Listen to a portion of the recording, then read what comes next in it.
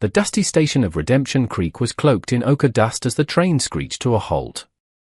Mai Lin, a petite Chinese woman, stepped onto the platform carrying a small, lacquered wooden chest in her hand. In her heart, a fragile hope still flickered. That after this long journey across an ocean and a continent, a home and a husband would be waiting for her. But the man who came to meet her, Franklin Pierce, a young merchant, showed no warmth at all. He glanced at Mai Lin's slight figure, her traditional silk garments, and the delicate features of her face. Franklin let out a bitter laugh, his voice cutting through the crowd. "I thought I was marrying a respectable American lady. Turns out I got an exotic pet from the Orient." No one could ever call that a wife. His words tore through Mai Lin's dream like a knife. Townsfolk murmured among themselves. Some laughed out loud. And a child pointed and shouted, "Look, the China doll!" Mai Lin stood frozen, her hands trembling as they clenched the handle of her chest. Tears welled up, but she forced herself to lift her chin, even though her heart was breaking. Franklin turned his back and walked away, leaving Mai Lin slumped on the wooden bench at the station. Surrounded by mocking laughter and contemptuous stares, she curled into herself, abandoned in a foreign land like someone cast out by the entire world. Only the desert wind howled through the dust, swirling around a Chinese woman left behind, clutching her chest in silence, with nothing left but humiliation. The late afternoon sun cast long shadows across the Redemption Creek station as the sound of mocking laughter still lingered in the air. Mai Lin sat in silence, her slender shoulders trembling now and then. The lacquered chest rested by her feet, and suddenly the entire world seemed to shrink into a dusty corner of the wooden platform. Amid the noisy crowd, one man stood quietly watching. Jasper Thorne, a middle-aged rancher, wore a weathered leather coat, his grey eyes steady and his face worn with the marks of a hard life. He had lost his wife many years ago and had lived alone ever since on a patch of rugged land west of town. Jasper was not one to meddle in others' affairs, but something about the sight of the abandoned Chinese woman, her proud eyes trying to mask her shame, kept him from walking away. Without saying much, Jasper stepped forward. The crowd fell silent at once.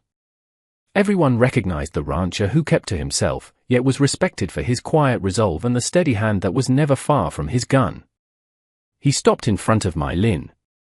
She looked up, her tear-filled dark eyes sharp with suspicion, like a cornered animal ready to strike. Jasper offered no comfort, asked no questions.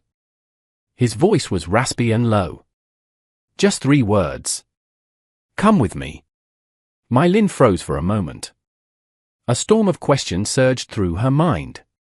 Was this man trying to take advantage of her? Was it just another trap? But when she met Jasper's gaze, all she saw was the stillness of stone. No mockery, no pity. He bent down, lifted her heavy chest with one hand, then turned and walked away. Slow but certain. After a few seconds, Mai Lin rose and followed. She had nowhere else to go. The road out of town was choked with dust, and the wind lashed sand across their faces. Jasper rode his horse while Mai Lin walked beside him. Her thin silk slippers were quickly torn to shreds, her feet bloodied, but her posture remained unyielding.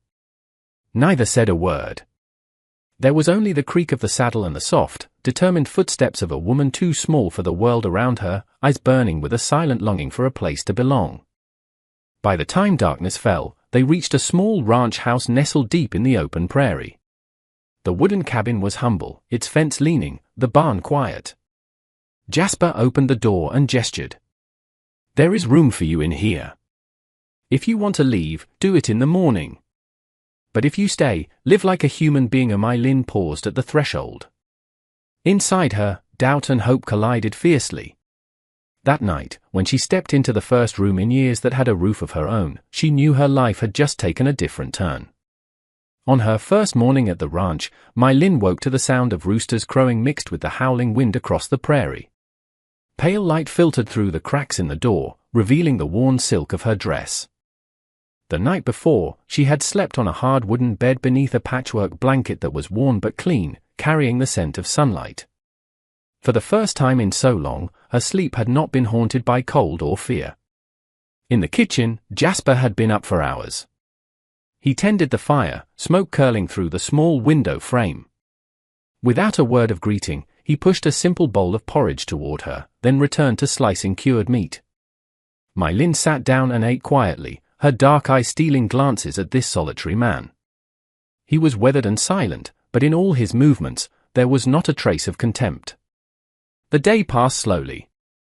Jasper led the horse out to the field while My Lin, without being asked, picked up a broom and began sweeping the floor, straightening the chairs, patching the curtain by the window with a needle and thread from her chest. Her delicate hands, more used to fine embroidery, were clumsy with the rough fabric, but every motion was filled with determination, a quiet plea to prove she was not useless. By afternoon, Jasper returned with a bundle of firewood. My Lin stepped outside to help, her bandaged feet pressing into the cracked dry earth. He started to wave her off, but when he caught the resolve in her eyes, he silently set the bundle down. Together, they carried it inside without a word. Only the sound of labored breaths mingling with the wind sweeping through the grasslands. Night fell, and they sat across from each other at the dinner table. The dim oil lamp cast a golden light on Jasper's sun-worn face and the delicate lines of My Lin's cheekbones. The silence was heavy, stretching between them. At last, it was My Lin who broke it, her voice soft. "Why did you bring me here?" "Out of pity." Jasper looked up, his steel-grey eyes catching the glow in the dark. His voice was calm. "No. I just did not want to watch them treat you that way." The answer stunned her. After so many years of being seen as a burden, no one had ever spoken to her as if she were simply a human being. That night, as she lay down, a strange sense of hope welled up inside her. She thought of a dream long buried, a home. A man strong enough to stand beside her. A child who would one day call her mother. Things that had once felt impossibly distant now flickered like a faint light within this old wooden house. Outside the wind howled long into the night. But within My Lin's heart, for the first time there was a fragile and precious sliver of peace. Rumors spread fast in Redemption Creek. The little Chinese widow had been taken in by Jasper Thorne at his ranch. Some scoffed, others whispered, claiming the lonely old rancher had lost his mind. But in the shadowy corner of the saloon, Franklin Pierce, the man who once wrote to claim her as a wife, ground his teeth. Publicly humiliated in front of the entire town, he could not stand the thought of My Lin, his bride on paper, finding peace in someone else's home. A week later, Franklin returned to the station with a thug named Ben Hatcher, a brute with hands like mallets and a face carved in scars. Ben was infamous in the region. Wherever he went, bloodshed followed. Franklin knew better than to face Jasper on his own, so he hid behind the shadow of violence. That afternoon, Jasper and My Lin came into town to buy flour, nails, and a few seed packets. The air on Main Street tightened like a drawn bowstring the moment they appeared. Conversations died mid-sentence, fingers pointed. My Lin walked beside Jasper, her small form a stark contrast to his rugged frame. Her dark eyes remained steady, but her hand clutched the fabric of her dress a little too tightly. Suddenly, Ben stepped into their path. His voice grated like gravel. "This woman belongs to my boss. Hand her over and walk away." Jasper stopped, gently setting the sack of seeds on the ground. His grey eyes scanned Ben before settling on Franklin, lurking just behind the hired gun. His voice was calm, but it rang clear through the silent street. "She does not belong to anyone. And she has chosen to be with me." The crowd held its breath. For a second, silence froze everything. Then Ben sneered, one massive hand resting on the grip of the pistol hanging at his side. My Lin stood behind Jasper, her heart pounding. But in her eye sparked something new. For the first time, a man was standing in front of her, not to shame her, but to shield her. The air was thick with imagined gunpowder.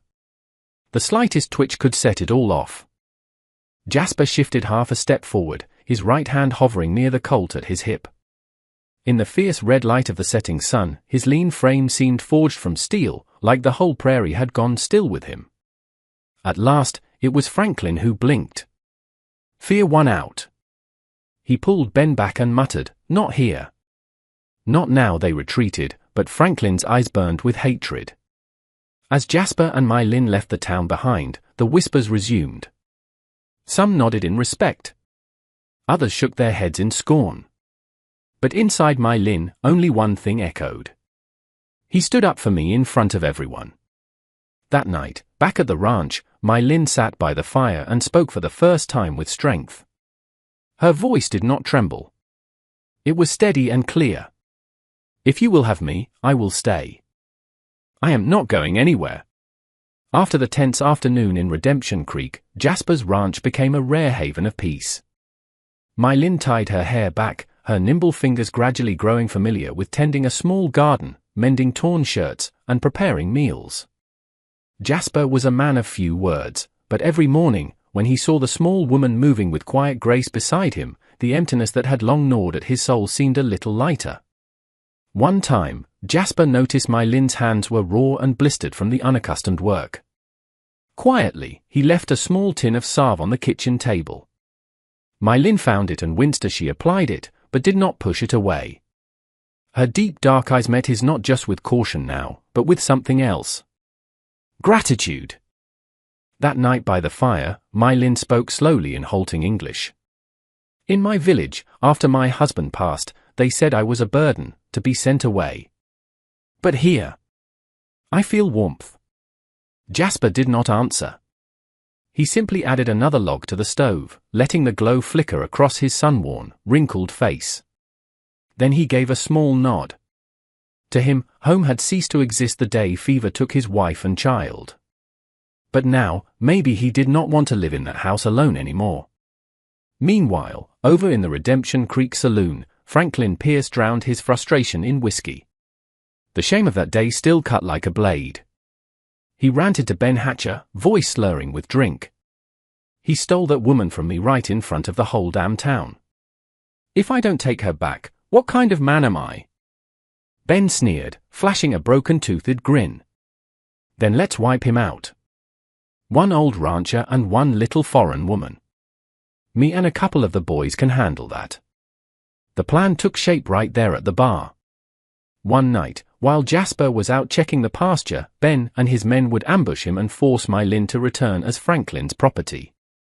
Back at the ranch, Jasper and My Lin remained unaware of the storm brewing. They spent their quiet days building a new roof for the grain shed. When Jasper handed her a hammer, My Lin let out a soft laugh, a sound so unfamiliar it startled even her. Laughter had never been part of a life shaped by rejection. At night, Jasper sat on the porch, smoking his pipe, while My Lin sat nearby, mending a shirt, her small figure silent in the lamplight. In that silence, something burned low and steady, a fragile trust slowly kindling into warmth. But down at the far end of the valley, Ben's wagon wheels had begun to turn, carrying whiskey, gunpowder, and hatred. Darkness no longer meant the quiet of night. It now held the promise of a storm drawing near. A crescent moon hung low in the Arizona sky, casting a silver glow across the silent prairie. Wind whistled through the wooden fence, soft as a whisper in the dark. Jasper stood on the porch, his Winchester resting against the door frame. The old dog let out a low, growling bark, its hackles raised. Jasper knew something was coming. Inside, My Lin fed another log into the stove. Smoke curled into the air as firelight danced across her silk-clad shoulders. Her hand froze mid-motion. She had heard the dog. Her dark eyes gleamed with alertness, the instincts of a survivor who had endured much never truly fade. Then came the heavy thud beyond the fence line, the unmistakable sound of hooves pounding dry earth. Then more. Then many. Jasper tightened his grip on the rifle. They're here. Before he could say more, the window shattered with a crash. A bullet slammed into the ceiling beam. My Lin lunged and grabbed the short-barreled carbine Jasper always kept by the stove. Shadows moved across the yard. Ben Hatcher and 3 others, guns glinting under the moonlight. Ben roared, his voice wild and feral. "Hand the woman over, or both of you die tonight." Jasper answered with a thunderous gunshot, the bullet tearing up dirt right at Ben's feet. Gunfire exploded in reply. Windows shattered, firelight catching shards of glass flying through the air. My Lin did not flinch. She dropped to one knee, the carbine stock pressed firm to her shoulder, and fired twice. One man screamed, tumbling from his saddle with a thud. Jasper covered her, cold-eyed and precise, moving like a man who had fought in wars long past. Ben charged forward, axe in hand. My Lin hurled a heavy iron poker from the fireplace. The poker slammed into the fence post inches from his face. He stumbled, then roared, swinging the axe down hard on the fence. Steel flashed in the firelight. Jasper pulled My Lin back inside and shoved a heavy table against the door. "They're not coming through this threshold," Jasper said, voice like stone. My Lin looked at him, her eyes fierce and warm at once. For the first time in her life, she was not fighting alone. Outside, Ben and his men howled, hurling torches onto the thatched roof. Flames burst into the night, lighting their snarling faces. But inside the small house, a weathered rancher and a cast-out widow stood side by side, weapons ready, hearts beating as one. That night, the wind carried smoke, gunfire echoed with battle cries, and above it all, the fire-forged will to survive, and a new kind of faith being born from blood and flame. Flames roared as the thatched roof was devoured, ashes swirling into the night wind. Cattle in the barn wailed in panic, terrified by the gunfire and the crimson blaze. Jasper backed into a corner, reloading his Winchester, eyes locked through the narrow crack of the door. Outside, Ben Hatcher was circling around with the rest of his men, aiming to break into the barn and burn everything to the ground. "They're trying to burn the whole damn place," Jasper muttered, voice gravelly. My Lin stood beside him, sweat and soot streaking her pale face. Her body ached, but her dark eyes burned bright like live embers. She gripped the carbine tightly, then set it down. From her sleeve, she drew a long, sharp hairpin, its point deadly. "I will slow them," she said. Jasper shook his head. But before he could stop her, My Lin had burst through the side door like a gust of wind. It swung wide open and her slight figure appeared in the firelight, stopping the men in their tracks. Ben growled, dropping his axe and drawing a pistol, but My Lin was already on him, a blur of motion. She ducked under his arm, jamming the hairpin into the muscle of his wrist. He roared in pain, the pistol clattering to the ground. He shoved hard, and the two bodies collided and crashed to the ground in a brutal grapple. The others raised their weapons, but Jasper fired from the window. One dropped instantly. The rest ducked behind the wagon, too shaken to press forward. On the dry earth, My Lin and Ben wrestled. He was immensely strong, but she was quick and desperate. Her small hands clawed at his face even as he tried to pin her down. Blood trickled from a gash on her arm. But she fought with the fury of someone who would never submit. Ben bellowed and hurled her off with all his strength. They tumbled down the slope just behind the fence, kicking up dirt and sparks as firelight bathed the scene. He grabbed her hair, trying to slam her head against the ground, but My Lin's hand found a rock. A heartbeat later, she brought it down hard against his temple. He screamed, reeling. My Lin rose, her small body arching, dark eyes blazing with fury. With a cry that echoed through the entire valley, she grabbed his fallen pistol from the dirt and pressed the barrel to his throat. "You will never lay a hand on me again," she growled through clenched teeth. Ben gasped, blood seeping into the earth. When Jasper arrived, smoke still rising from his Winchester, he saw her. My Lin, small and unmoving in the flickering fire and ash, the heavy gun trembling slightly in her grip, but her gaze unwavering. Jasper placed a steady hand on her shoulder. His voice was firm and low. "That is enough. Tonight, we are still alive. That is victory." Ash floated into the air like a curtain falling on a battle written in flame and fury. The Redemption Creek Valley lay in quiet stillness after days of storm and fire. Franklin Pierce vanished from the land, unable to show his face again after such a humiliating defeat.